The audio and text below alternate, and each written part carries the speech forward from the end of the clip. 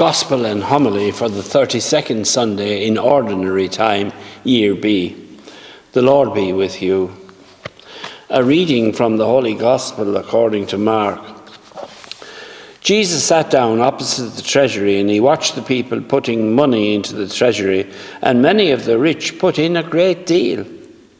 A poor widow came and put in 2 small coins, the equivalent of a penny.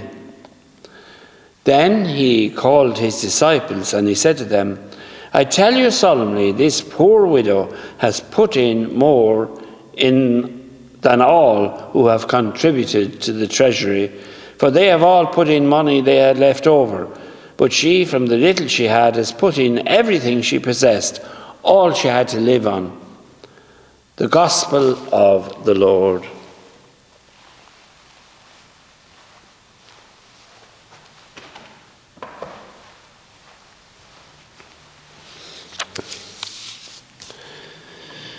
An Indian folk story. I was begging from door to door in a village when a golden chariot appeared in the distance. I wondered, who can this king among kings be? My hopes rose high that my days as a pauper were at an end. The chariot pulled up where I stood. Then all of a sudden the king held out his right hand and said, What have you to give to me? Oh, what a kingly jest it was, to open his palm to a beggar to beg.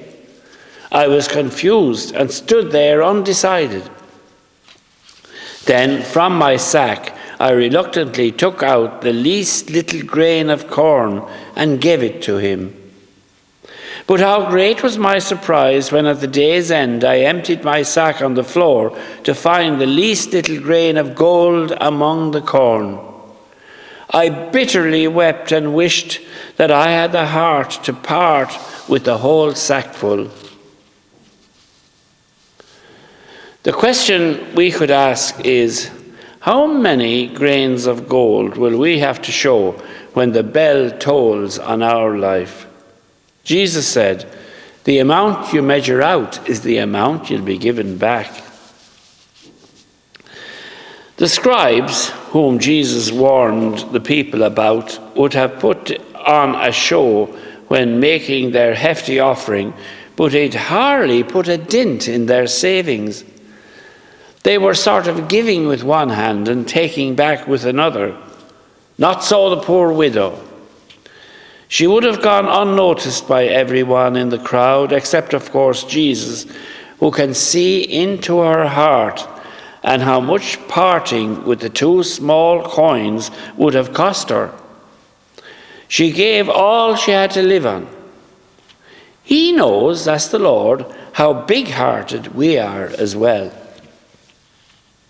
Because we must remember, God will not be outdone in generosity. Now, the story of the widow's mite, which is sometimes called, is not just about generous giving, but also about our willingness to receive and with gratitude. Jesus didn't run after the poor widow and shove the money back into her hand, telling her she couldn't afford it. It was, of course, the same with the beggar in the opening story. The king allowed him to feel valued as a person by parting with something of his own, howsoever small. The founder of the World L'Arche Community for the Mentally Disabled said, The important thing is not to stifle the disabled with gifts, but to give them a chance to return your love and enter into the world of sharing. A mentally disabled person, he says, feels they are giving you joy, even when giving you something very little. Perhaps that could be something we keep at the back of our minds in the lead up to Christmas, especially where children or grandchildren are concerned.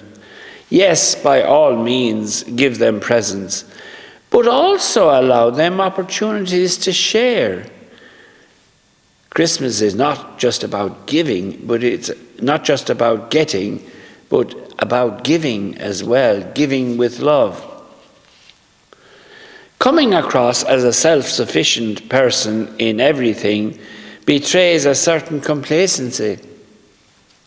Even Jesus relied on people for help. When parched with thirst, he asked the Samaritan woman for a drink. When Veronica wiped his blood-stained face, he didn't push her away, saying he was all right, but he felt very grateful. He allowed a small boy to part with his 5 loaves and 2 fish. All 3 were rewarded beyond measure.